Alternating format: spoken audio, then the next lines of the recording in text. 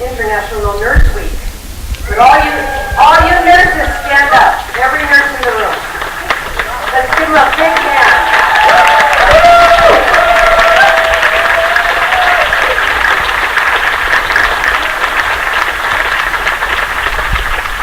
It's wonderful to see so many of you here. We're really thrilled.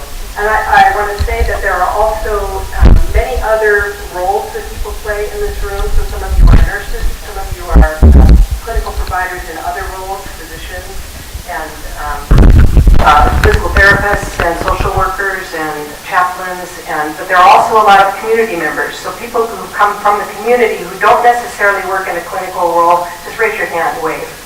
You see a lot of you in the room too. It's wonderful to see you here. So welcome to everyone. I also need to thank our sponsors. So PCI has made a commitment to offer these conferences at a rate that's not a barrier. And we have a commitment to offer the scholarship when a cost means someone cannot attend. And through the generosity of the River Styx Foundation and other individual donors, we've been able to keep our tuition at a reasonable rate. And 31 of you today are here on scholarship. I'm just thrilled about that. So thank you to everyone who's donated. I also want to thank the Palliative Care board members who helped select the topic and the speakers for today, and their advice has always been wonderful for us. And a special thanks to my able assistant, Katie, who's out there and probably can't hear me, but she has handled all the myriad of details that any conference entails. And to Carola Williams, who's your CME person, pink shirt, remember, when you get ready to check out at the end of the day, find the woman with the pink shirt. And to Aurora, who will be supporting the empathy card station. And then I also need to thank my supporters at Western, my Dean, Horacio Walker, who will be here later today, and our Provost, Brent Carvajal. They have believed in this mission of having an institute at Western that addresses these problems out in the community. And also special thanks to those who helped launch the Palliative Care Institute, Casey Schilleman, Sarah Weir in particular, who called together the first planning group that helped us envision our work. And thanks to all of you for coming. I really appreciate it. Some of you are providers, some of you are caregivers for loved ones, and all of you share a passion for improving the care for those who face serious illness or a pain at the end of life. So I want to put the day in a little bit of context. So it's just a quick reminder of why this topic seems so important at this time. So serious chronic illness and end of life often require significant pain management. And advanced age increases the risk of certain health disorders that often can cause chronic and ongoing pain. And when you talk to people who are facing serious illness or end of life, they're less afraid of the dying than they are of the pain of dying. And so, we've developed these drugs that can help manage that pain and control that pain. But now we're facing some problems related to many of those pains. We want to be spending time with our loved ones at the end of life and being able to say goodbye, but sometimes those drugs get in the way. So, for over 50% of people with terminal cancer, their pain is managed inefficiently, according to the American Journal of Hospice and Palliative Care. And especially at the end of life, serious pain is a distraction that can rob you of precious time with the people you care about. In 1960s, cancer pain treatment began in the hospice movement, and there was a positive movement to try to make that experience a better experience, but we have kind of gone overboard with the opioids. So if you read the newspaper, you know there's a crisis related to opioid addiction. The amount of prescription opioids sold to pharmacies and doctors' offices quadrupled from 1999 to 2010. And I couldn't find the data for how much it's gone up since then. And yet the reported pain by those who are experiencing it has not lessened significantly. As many as 1 in 4 of us in the room here have prescription opioids long term in some sort of and they can struggle with addiction with that prescription. And in addition to being addicted, the opioids also have other significant side effects that often get in the way of people being with their loved ones at the end of life. So for many, the opioids, at the same time they're reducing their experience of pain, can also create a disconnection with the world around them. Overdose deaths in the United States, 2000 to 2015, have increased remarkably. 91 people die every day from an opioid overdose, which is more than quadrupled since 1999. And they're not just related to street drugs. This is not all about people on the street buying the opioids and using them as addicts, but people who have legitimate prescriptions for opioids also become addicted. And it's right here in Whatcom County.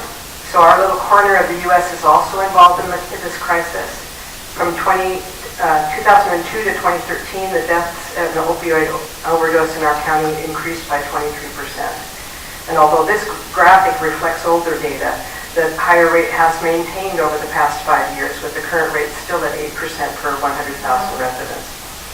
So in 2017, Jay Inslee put out an executive order about the drug treatment crisis, the addiction crisis. And one of the major points in that executive order is to explore non-opioid alternatives to pain management. And that's where we are today, is here to do that. So people want relief from pain. And what we are trying to say is there may be other alternatives besides the opioids in order to get us to the place where we can have an experience of serious illness or end of life that with reduced pain and more engagement with those we love. So that's the context for this reason why we're here today together. So it's my pleasure, I have to go get my other notes, to introduce your first speaker. Sorry, I'm going to take that with me.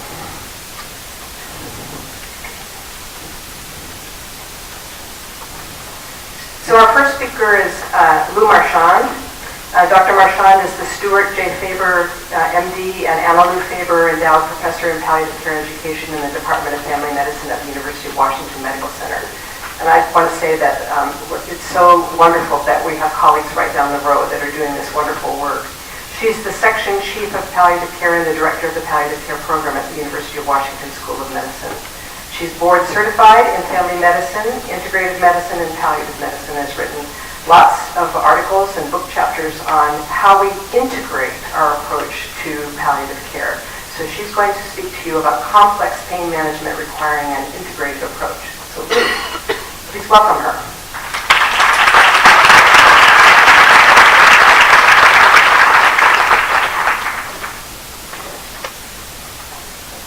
Hi. I'm so delighted to be with you today, and thank you, Marie, for that really wonderful opening. I'm going to be talking about complex pain management. Now, in palliative care and in other areas of conventional medicine, we have really not wanted to fully embrace the complexity of pain management. And also, people suffering from pain often do not want to embrace the complexity of pain management because it's much easier to have some kind of magic bullet, something that's going to make you better and you don't have to work very much. And unfortunately, I think part of the dilemma, and it's very complex, the opioid dilemma right now didn't happen overnight. And it's part of a whole system of thinking about pain over the years that has tried to embrace sort of these silver bullets, these very easy ways of dealing with pain. And pain is not that way. Being a human being is not that way. So if you were dealing maybe with a robot that was feeling pain, you could find that magic bullet, you turn the right gear, you give the right substance, poof, it's gone. Human beings aren't that way. We are such complex creatures. And so, of course, managing pain, which is part of all of our experiences, Is there anybody who has not experienced pain? No? I had migraine headaches as a child through adulthood and now, and my mother never experienced a headache. Can you believe it? Like zero. She had never experienced a headache. I couldn't quite believe that myself, but that's what my mother said. And so she could never figure out like what my experience was in having a migraine headache. So, and that's a little bit of the dilemma that we face as clinicians, is that if we haven't experienced a particular kind of pain, or the way it's presenting in a particular person, it's hard for us to put ourselves in those shoes of the other person to really have an appreciation for the complexity of pain that they're dealing with. Also, part of my introduction now also includes that I am the executive director of the newest Osher Center for Integrative Medicine in the country. So there are 6 other Osher centers. We're the newest one. And I was fairly shocked when I came from Wisconsin to the University of Washington, and there wasn't already an integrative medicine center there. I'm thinking, Northwest, all these cool people that do all sorts of cool things, wouldn't there be an integrative medicine center? No. And so we have the great fortune of being able to develop one now. And it's kind of my life's dream. So I came to the University of Washington recruited to do palliative care. And in a major medical center, academic medical center, you would think we have all sorts of ways of dealing with pain. No. We are conventional medicine trying to find the magic bullet. Is it opioids? Is it opioids and another medication? But you can imagine it's surgery, it's radiation, and it's chemicals. That's our repertoire. And when we ask the hospital for pet therapy, or music therapy, or our art program is on the block right now, they're thinking, why do we need that? Why do we need that? Because having all of those modalities available to patients creates a healing environment for them, where their pain has a much better chance of being effectively treated. And also to give them possibilities for when they're out of the hospital to treat their pain as an outpatient. But that's not what we consider important in conventional medicine. But if our patients are only relying on conventional medicine, they're not going to get what they need. And that's why, over and over again, we've had research to show that people look outside of conventional medicine. They see the limitations of that, or I hope that they do. And in all the ways that motivate them towards their own health and healing, they will incorporate a myriad of practitioners and practices in their lives to be able to achieve health and wellness. Because pain starts often with a trauma. And then it gets complex. So once we heal from that acute trauma, and medications can be helpful, we're dealing with a whole different animal, a whole different situation. And so we need to be very creative in addressing that, because pain is one of the many opportunities we have as human beings. It's a signal that helps us to grow, to move forward, to go beyond where we are right now. And we can use that in a life-affirming way, or we can be totally overwhelmed by that experience, and then perhaps create even more and more suffering as we go along, and no relief of pain, or partial relief of pain, and yet still our lives we're not able to live fully. So this isn't your typical lecture about how to deal with pain in a conventional way, but I want to talk a little bit about the way conventional medicine looks at this so you can see the bridges to other ways, more complex ways of dealing with pain.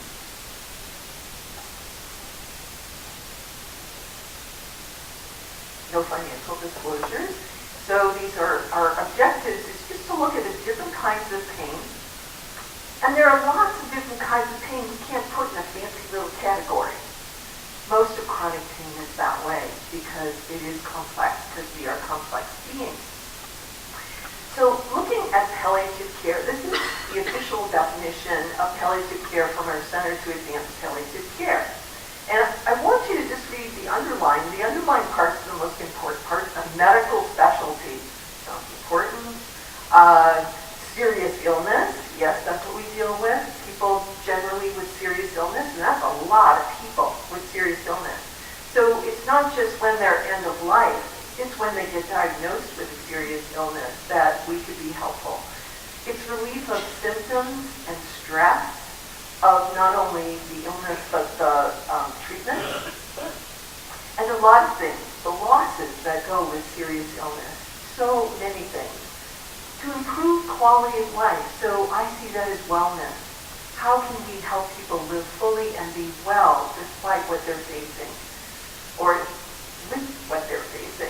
And it's an interdisciplinary team. We need a lot of different kinds of skill sets and lots of ideas from not just the MDs, because if you get the physicians just thinking about solutions, it's going to be pretty limited, having trained in that situation. It's an extra layer of support at any age, any stage of the illness. So what's missing? What's missing from this? Because when I go to palliative care and hospice conferences, which I love to do because they are the most amazing people you'll ever want to meet, just good, wonderful people wanting to do the right thing. And we introduce integrative medicine to them, their eyes glaze over going, what's that? Why is that important? Well, they're a group that's a little bit more open to integrative medicine than most physician groups, but also there's a lot that's missing, especially this holistic approach, spiritual, emotional, physical, social, cultural, and that's the roots of hospice. Jane Cicely Saunders, whole person care, total pain, encompassing the whole person. Sometimes we lose sight of that. Now, in the medical center, we have to keep track of someone's culture, someone's social situation. What are they manifesting physically, emotionally? And yet, aside from palliative care, there's often not enough support for patients in an academic medical center for all those aspects of who they are. And as I said, the healing modalities are low in an academic medical center. It's about doing things to people and a lot of drugs, which has a big downside to it when you are limited by what drug you can give someone. Also, that collaborative nature, not only the collaborations that we have with our interdisciplinary teams and all the different teams that work in healthcare, all the different disciplines that work in healthcare, but how about outside of conventional medicine? So there's a myriad, a wealth, an abundance of all different kinds of practitioners that can help people be well. All sorts of ideas that people can take advantage of to be well, things that they read. Their social relationships, a lot about love. How much love and joy do people have in their lives? And where do they find that? Within themselves and with their communities. Goals of care. How many times do I still see patients in the hospital that call palliative care in? They haven't had goals of care conversations. People have been so busy doing things to people, to them, that they haven't actually asked them, what do you want? What are your values? What are your preferences? How do you see your situation? And so with palliative care, we have a little bit different set of questions that we ask people. And now I see, even in the 4 years that I've been at the University of Washington Medical Center, I've seen progress. I've seen really good progress. So when I'm with another team and they're asking, we're having a conference to perhaps do some decision making. Rather than the information dump, that is the usual way of starting a conversation. Oh, I see, you need more information. You haven't even asked that person what information would be helpful to them. But I'm going to give you some more information because if you are full of information, then you will be well. And it's not always the way it goes.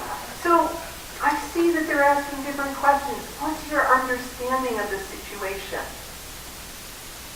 What have the physicians or others told you so that we can start filling in the gaps there and tell you what you want to know as opposed to what we think you want to know. So that patient-centeredness, looking at values and preferences and shared decision-making, we'll talk about that in a second. So the Palliative Care Institute here, I noticed there was a very different kind of definition of palliative care.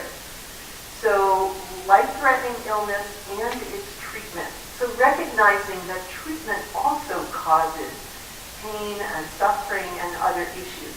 And so a lot of times with shared decision-making, we're not talking about the downside of the treatment. We only talk about the good side of the treatment. And that the treatment is really what's recommended and maybe not a full disclosure of all the other options that are available.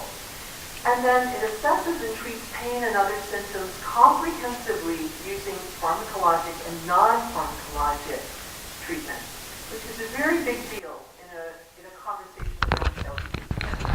So we have a lot of times fully geared toward curative medicine, even though that's a small portion of what we do, but we really bring it up. I mean, how many signs of curing cancer? Now, everybody wants, of course, cancer to be cured, but most cancers aren't. That's not what you're putting on the billboard. That we're having issues around curing people.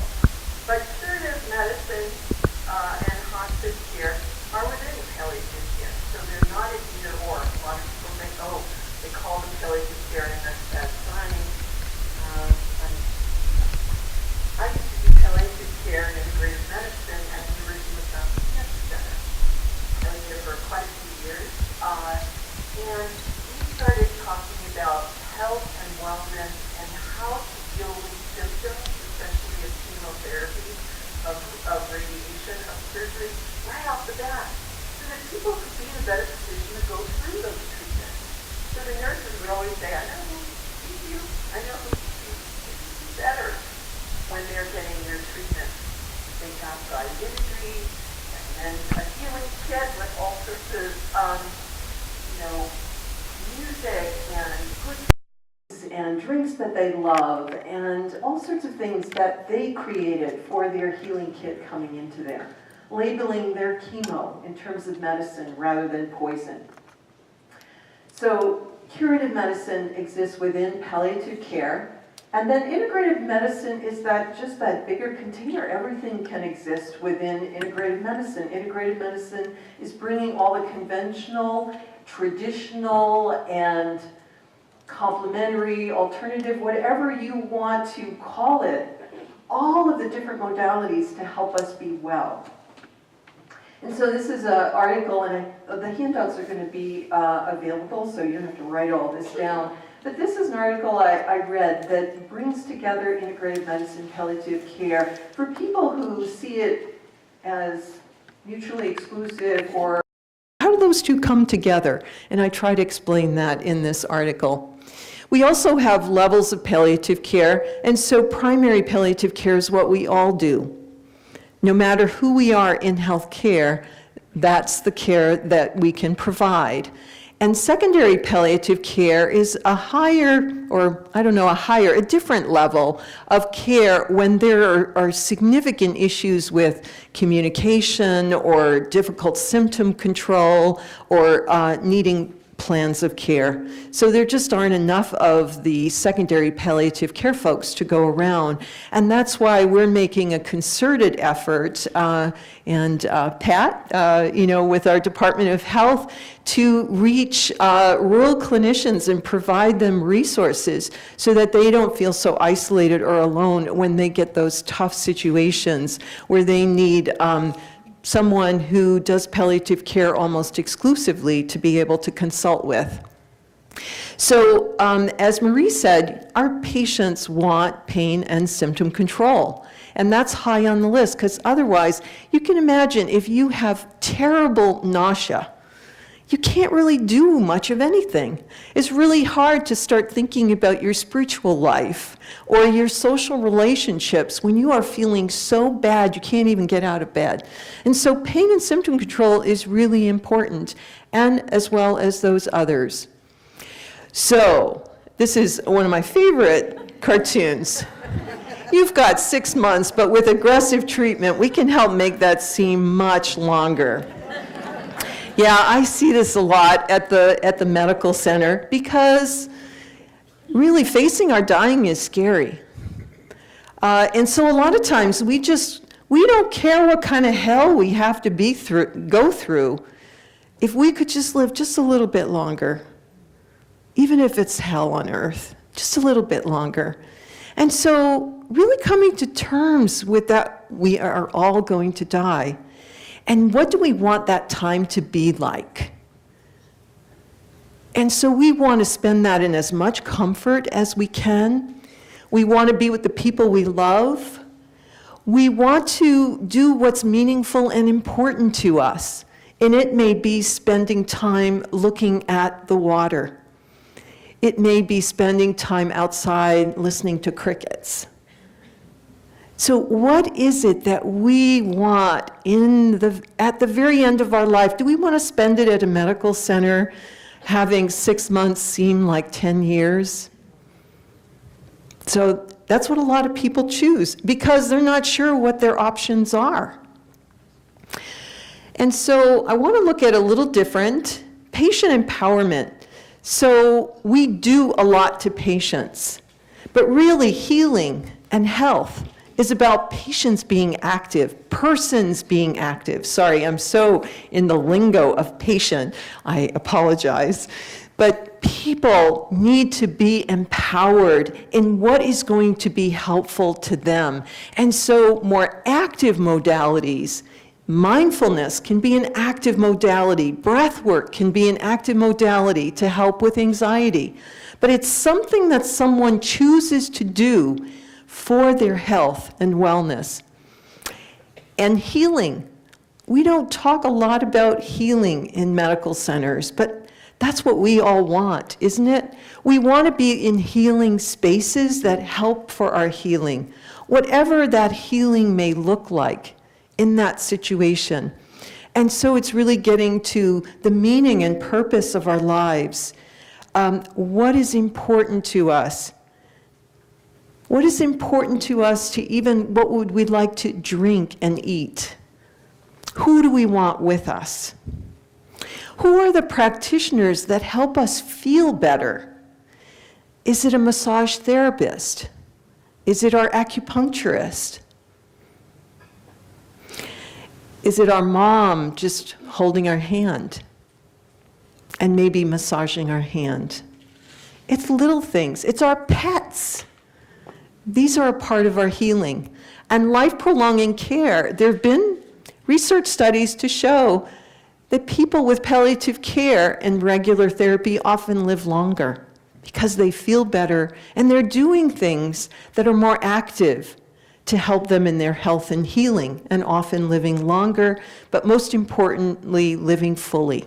And what does that mean? That means something for all of us. We're so unique, all of us. We have common threads, and yet that complexity is a mirror of the complexity of who we are. And so despite spending gigantic amount of money in this country on our healthcare system, so we're really good at acute care, but in terms of chronic care and the amount of money we spend for effective care, it's pretty low. It's low in the world. A lot of developed countries like us do a lot better.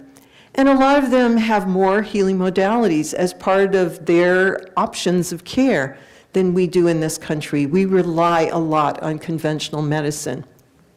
And a lot, as you all know if you've been reading different articles news media, New York Times. We spend a huge amount at the very, very, very end of life. And that's associated with a lot of suffering. And so integrative palliative care, what does it have to offer us? It's that well-being as well as quality of care. It's empowerment of the patient. It's relationship-centered. It's around a lot of love. It's using modalities that are in keeping with the patient's values and preferences. So when I saw people at the cancer center, I didn't give them a prescription for acupuncture, everyone. There were people that no, I wouldn't want to do that. But massage, yeah, that would be great.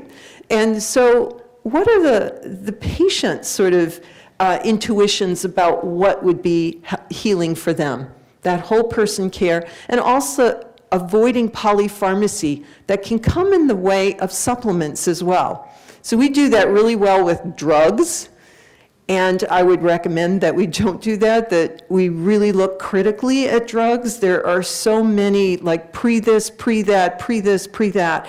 And you can imagine our pharmaceutical companies are making a lot of money from that extension of who's ill.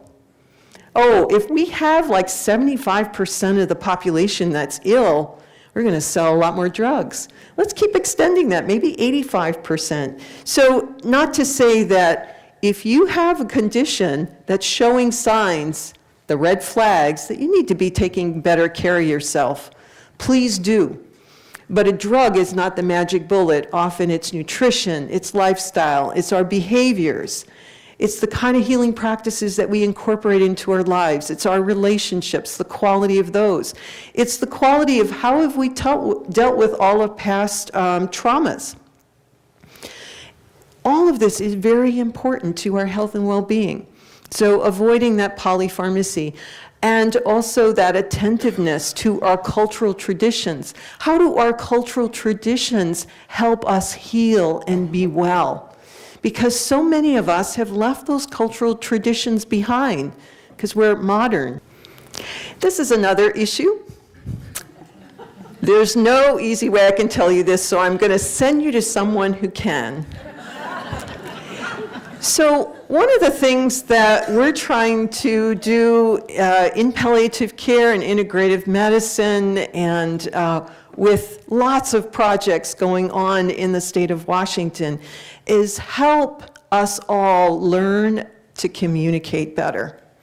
So if it's about advanced care planning, it's like, oh, we don't talk about that in my family. Well, maybe you just start talking about it. Go back to my mom. So she was going into a nursing home and had to kind of spend down. And I knew that she had really big plans for her funeral. She wanted a really nice big funeral, just like my dad when he died. So, she had this, $10,000 kind of that needed to be sort of spent down. Sorry, don't tell anybody I said that. I said, Mom, why don't you choose what you want at your funeral? She goes, like my casket? I said, well, is there a particular one you wanted? She goes, yes. I said, so why don't you go pick it out? And then a point of sort of humor following that, she goes, honey, I'm the only person in the whole place that has her casket already picked out. But, and my mom used to say, if I didn't have you in my family, I would not be having these conversations, But when she got suddenly sick with a really terrible thing, malignant neuroleptic syndrome, it's a terrible way to die. But she got that, and she had all of her wishes completely clear. The 3 sisters, me and my 2 sisters, we knew exactly what she wanted. And I tell you, we had to fend off the ICU people. It was like, no ventilator, no, we're not going to do this. And then, what was really sad is as a palliative care doc, I knew what she needed. And I had limited power in that hospital to get what she needed. I almost had to take her AMA in my car to the inpatient hospice because they had palliative care, like one person during the week, and they said, oh, we can't send anybody to inpatient hospice until we have our palliative care person okay that, and it just went around and around. You can see it was a bad situation.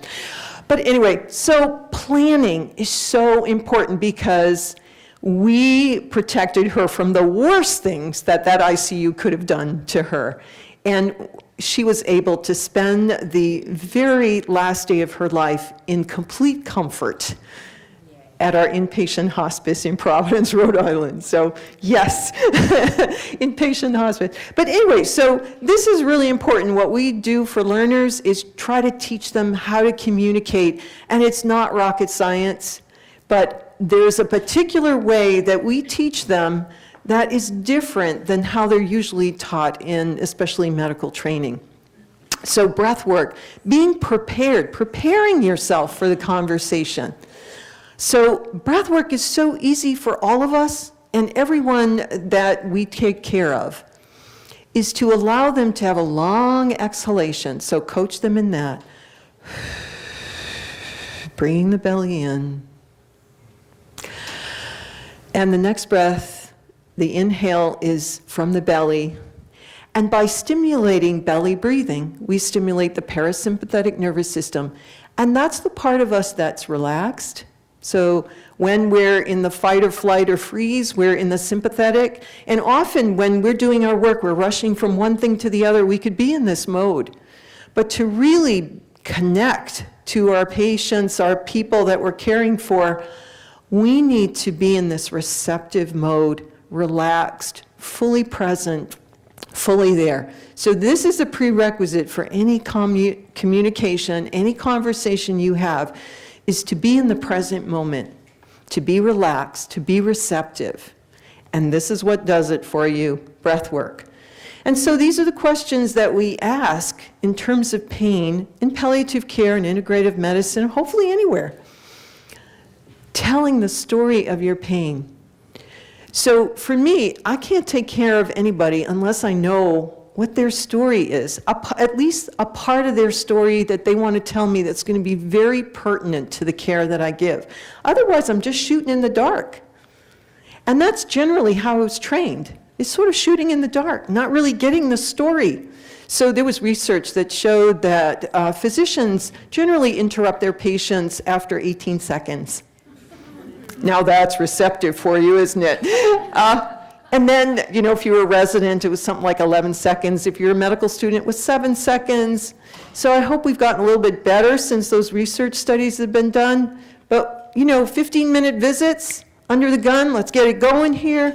But what we found, too, in the research is if you let people talk, they usually talk for 2 minutes or less. And they give you a huge amount of information. And so that's what we want to do, is allow an opener and for someone to tell us what is most important, because they've been thinking about it in the waiting room, they've been thinking about it for the last few days. They have something that they want to tell you. And so it's really important that you open that up with that kind of story. At the University of Washington, we do narrative medicine. We'll talk a little bit about it in a second. But it's all about the story. So when I was a nurse, so I became a nurse before I became a physician, and for me, the story was everything. So before I became a nurse, I was a nursing assistant for like 7 or 8 years. And I loved hearing the stories. I loved getting to know these people that I was bathing, that I was feeding. And if they couldn't talk to me, their families talking to me. So I have a connection. I'm not just a robot going from room to room feeding people. I mean, when I think about, you know, the language, so language is so important. We used to call people feeders. I didn't want the patients I took care of to be a feeder. I wanted to give them the tenderest care that I could, and the way to do that was through their story. So I wanted to know their story, and that's how we practice palliative care at UWMC.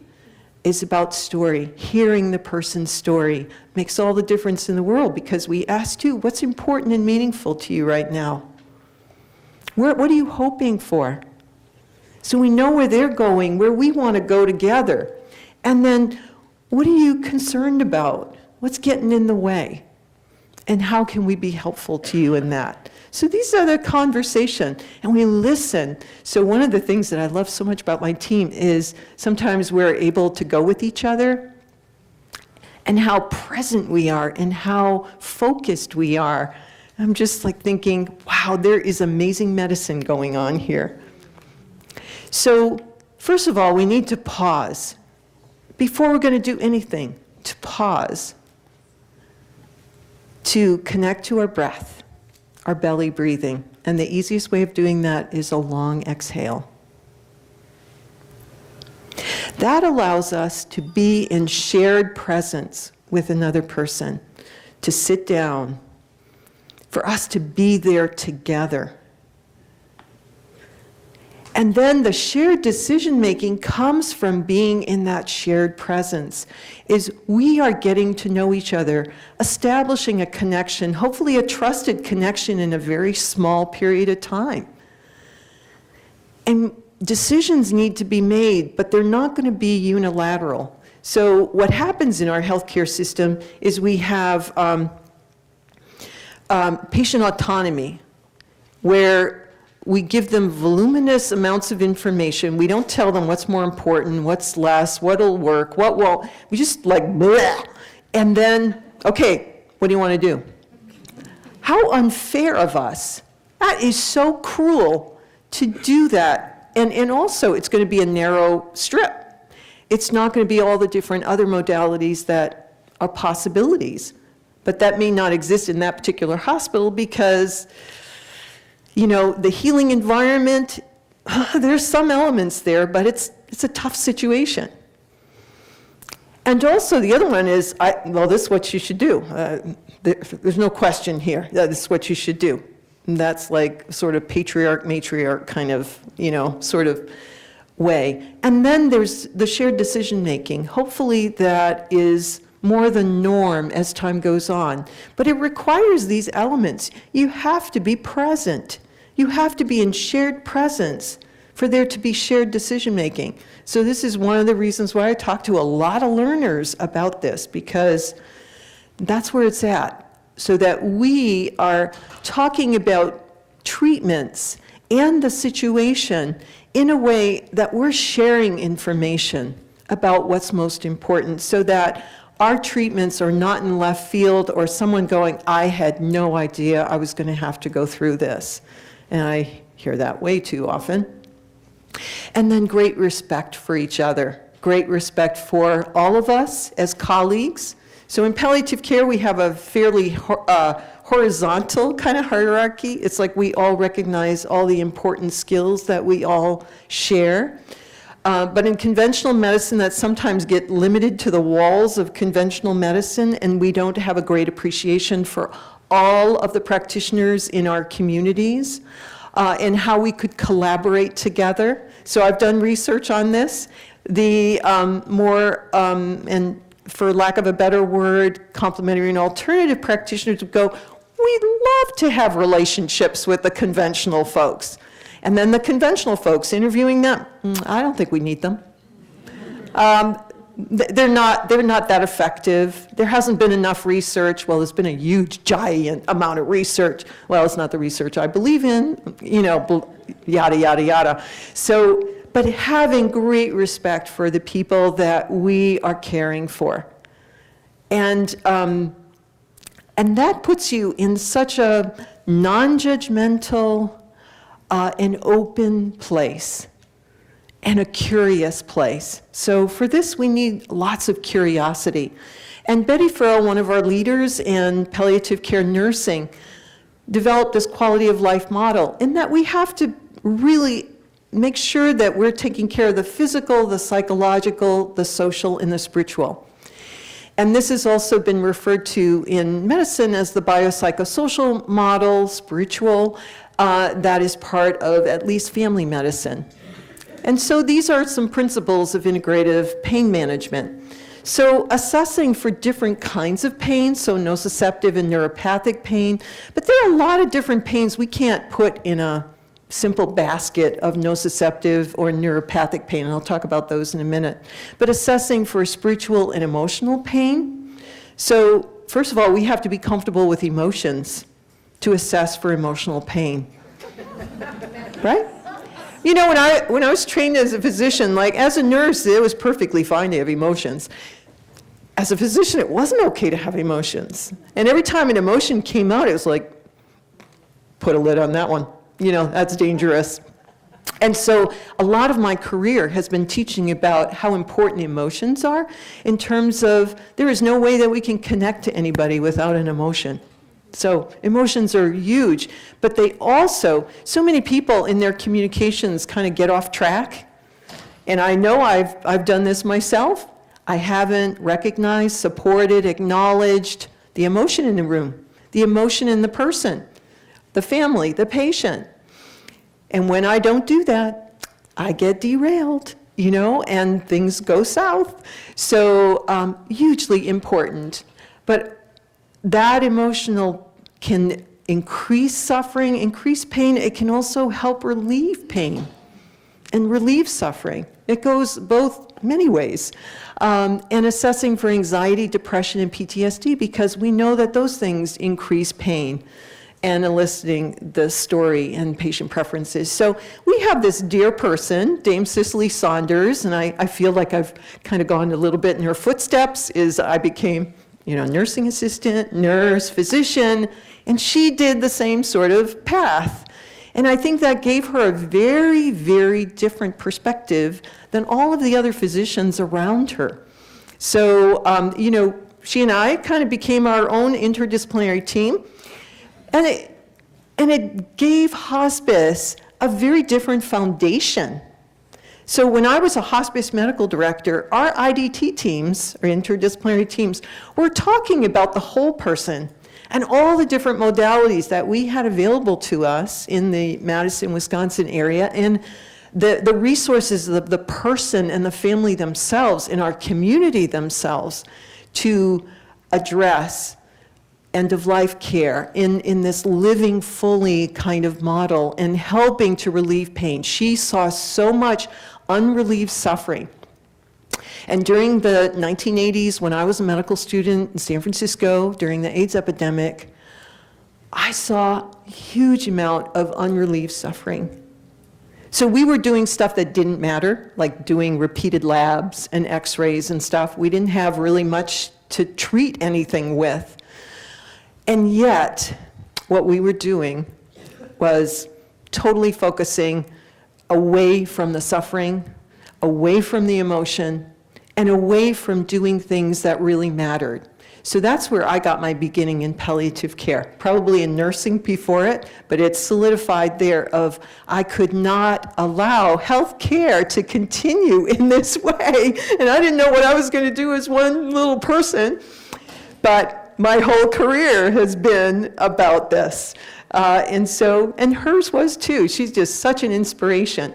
So pain's not simple and objective. You know, we want research, we want objective stuff in medicine, conventional medicine. Now, other places, they don't really care about objective data and all this sort of thing. What works? What doesn't? But we need the objective. So pain kind of started being, we need scales. We need to objectify this, you know, in something that's really like almost impossible to measure. And pain is caused by a stimulus. So in acute pain, sometimes that's easy to identify. You address it. But then there's the recovery. So you don't know really what happens after that. That's going to require a lot of complex healing. And then the perception of pain, that's hugely complicated in the brain. What is our past experiences with pain, our culture, how do we deal with pain? So we're at the time, so I was a rural family doc in a community that was outrageously stoic. And this was a problem because people show up on your doorstep going, oh, I'm having this terrible chest pain. It's like, why didn't you call 911, you know? It's like, well, it's maybe not that big a deal. Oh my God. So, you know, it goes all ways, but that perception, that is modifiable. And there are lots of different modalities that can be used, and you'll learn about them today, that can help with that perception, that modifying of perception, the interpretations and all that, and then the expression of the pain too. So when I was a medical student at San Francisco General Hospital, you could almost tell the culture of the person laboring in birth by, it's like that's a very quiet room, and the person would be probably in the same amount of discomfort or whatever, but it wasn't culturally appropriate to express it by screaming and yelling, where there are other cultures that had no problem at all, screaming and yelling and whatnot. So, and it was all wonderful, but it was all different. And so how do we express that? It's very different. So we come up with our pain scales, and we all know, oh my God, they don't work. But unfortunately, poor nurses and whatnot in the hospitals go, oh, how do we rate your pain? Oh, yeah, okay. Oh, Joint Commission, they're not going to be happy with that, kind of. And then, of course, we have a limited toolbox, and so we're all going, like, how is the pain ever going to get better if we're just giving this person this, whatever. So that nociceptive pain, that direct damage to nerve fibers. So I don't want to spend a lot of time on this, but the thing that I wanted to just bring out is that there are different kinds of pain. And so what I see a lot in the health center is everybody treats things like nociceptive pain. And opioids can be helpful with nociceptive pain. Many other things can be helpful too. But it's really important to differentiate all the different kinds of pain. And there are some things that are, typically cause nociceptive pain. And the chronic pain, though, even with nociceptive pain, has a whole other thing when we get into kind of chronic pain. Of what will be most helpful to it. And so, in neuropathic pain, over and over again, what I saw over the years is people treating neuropathic pain with just opioids. So opioids was the magic bullet, but it wasn't very effective for a lot of pain, especially neuropathic pain. That's more of like damage to the nervous system itself. But then, once you start having a neuropathic pain, there are different overlays of emotion, of loss, of grief, that really start affecting the pain. So even if you had a really good drug for neuropathic pain, it probably wouldn't be enough. There's no magic bullet. So if anything, no magic bullet. And this is a wonderful little YouTube about understanding pain. And the assessment of pain, so lots of different things really going into the patient's story around, what's worked before, what hasn't, all the things that we know how to do. But what are the patient's expectations and goals? And then probably that final one seems kind of a strange one to have on this list, but we have gotten away from touch. So when I see my new learners, they think I'm old-fashioned because I'm applying a stethoscope on a regular basis, or I'm touching things, or where is the pain? Is it along here? Where is it on your back? It's like, oh no, we don't do that anymore. That was like 20 years ago, but we don't do that anymore. And there is a resurgence of the importance of the physical exam. Can you believe that would have to be the case? But at Stanford University, and how important touch is.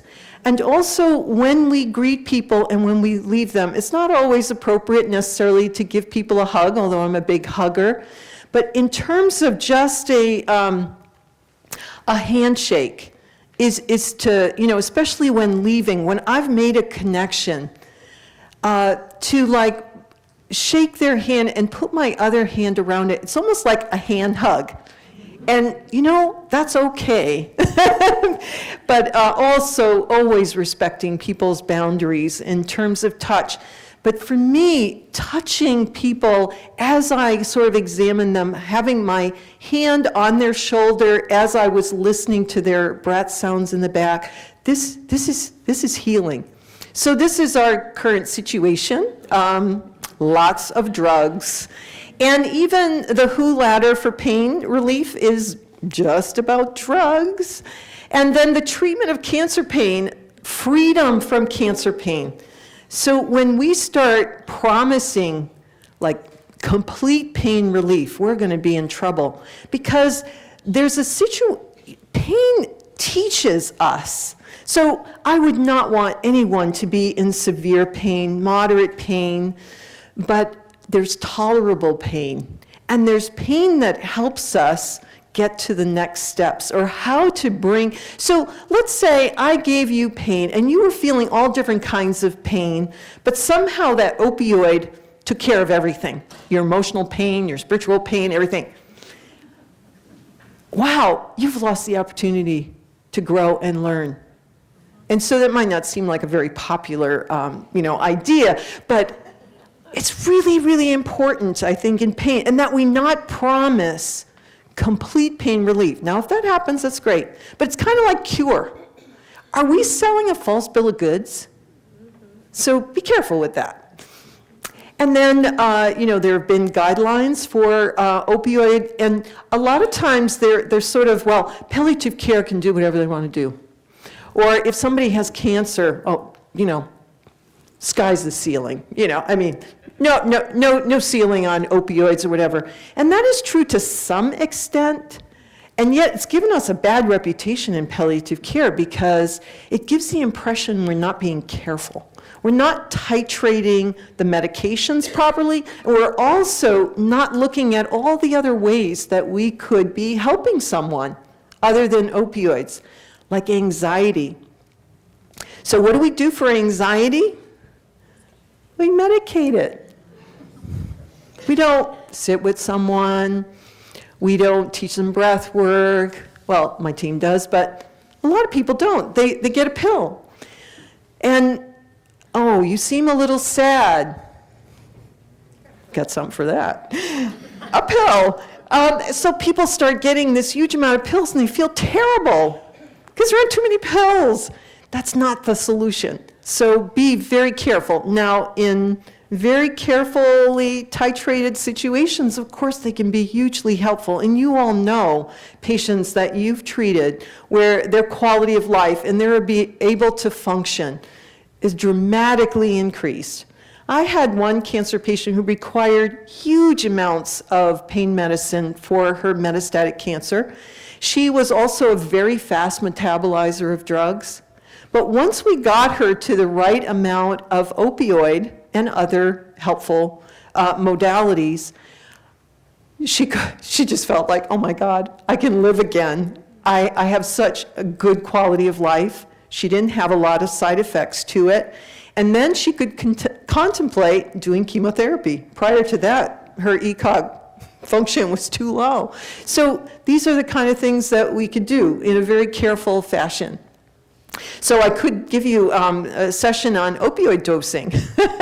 A lot of things about this is that we don't consider people's renal function and liver function and stuff like that. This is all important when we're doing drugs.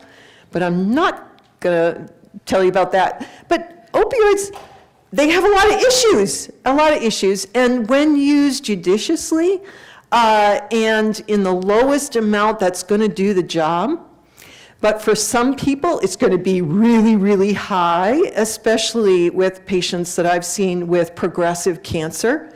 And that's okay. But, we have to keep in mind that this isn't a magic bullet with no side effects. And also talking about overdose, depression, addiction, increased pain, because a lot of people with serious illness are going to live for a very long time. Maybe 10 years, 15 years. We want them dealing with addiction that whole time? And all the issues that go along with that. Do we want them to overdose? So this is really important for us to consider. And generally, when we manage side effects, we think of another drug to manage the side effect. And so really being very important. And also other drugs that we use, we have to be very careful with. Now, cannabinoids are not used in my medical center because of federal laws, but this is also another possibility. And so you may have lots of issues. It's been politicized. That's why it was taken off the market long ago. It was competing with drugs. Even though it had been used for thousands of years, we weren't able to sell our other drugs as well. And so how do we put the kibosh on cannabinoids? So I don't want to, oversimplify this whole issue, but this is a possible treatment option that we have not fully explored in conventional medicine and in palliative care. And I have a colleague in Seattle, Dr. Sunil Agarwal, who is really making a concerted effort to teach, especially fellow physicians, about how to safely treat with cannabinoids with potentially fewer side effects. But you have to do it carefully, it's not a magic bullet. But it can be so helpful. It has no respiratory depression, so people could be a little bit altered. You have to be careful with driving and that sort of thing. But there's no end organ failure. So we can't say this about a lot of other drugs. There may be a little withdrawal effect. Some people could develop some dependence to this, but especially when we're using CBD as opposed to THC and other cannabinoids in a very careful way with pharmaceutical grade cannabinoids, that could help our patients. So most of our patients have had to do this in other states illegally. But it can be helpful for many, many different kinds of pain. But again, I want to say, not a magic bullet. So there's acupuncture, there's movement, capsaicin, massage, different behavioral modalities. The sky's the limit. There are so many different modalities. And for us as people dealing with suffering, we need to know what intuitively feels right to us with the guidance of practitioners that we trust. And unfortunately, when you go to your conventional provider, they may or may not have this kind of background, and that's hard. But hopefully, as time goes on, more and more people will.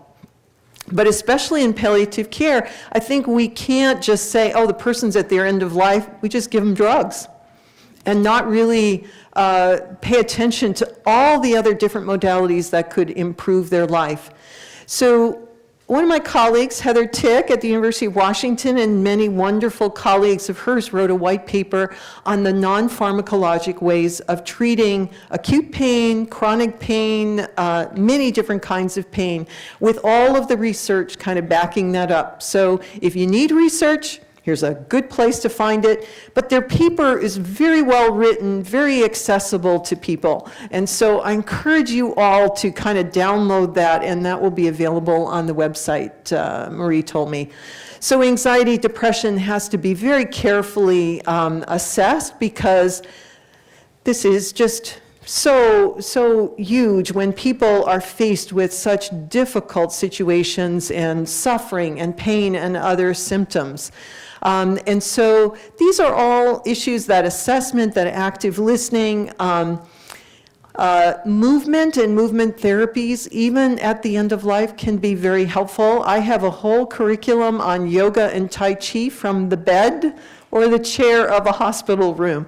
And I used to teach people in integrative oncology all the time of how to do just simple Tai Chi for not only moving their bodies in a gentle way, but also for the emotional and the spiritual benefits of doing a practice like that on a regular basis. I do research in life review, and that could be very helpful. Grief and loss, of course they can be together, but grief and loss for depression, and just give somebody a pill and not be recognizing and also engaging in their grief and loss, and that means emotion. And some very simple practices for dealing with strong emotions, and I recommend a website called Capacitar, CAPACITAR.org. Capacitar is Spanish to empower. And so they have a toolkit, emergency toolkit for health and healing in 20 different languages that I really recommend to you. And this is one that's been most effective around the world. I've done work in life review, so you can get my article there. And we have found in randomized controlled trial of this that it helps increase a sense of peace and also decreases depression and anxiety that can occur without this intervention. And breath work, sensory stimulation. Dr. Wayne Jonas, he's an integrative medicine researcher and clinician for a very long time, and I'm in the middle of it, and I just can't, it is a fantastic book. How Healing Works by Dr. Jonas, Wayne Jonas. So all the different modalities that we know to help improve symptoms, massage therapy, music therapy, all the things that, we're having a hard time providing in an inpatient setting, hypnotherapy and guided imagery. So this is just the research that you can look at on your own. But movement therapy is very important, and those are some really good websites. So again, acupuncture can be so helpful for so many different kinds of pain. And having that accessible, usually readily accessible in almost any community, and really being there for people in their spiritual pain when they're trying to, figure out for themselves their meaning and their purpose, especially toward the end of their lives. So these are just a combination of all the different modalities. Although the world is full of suffering, it's also full of the overcoming of it. And I wish you all well in all the important work that you do. Thank you.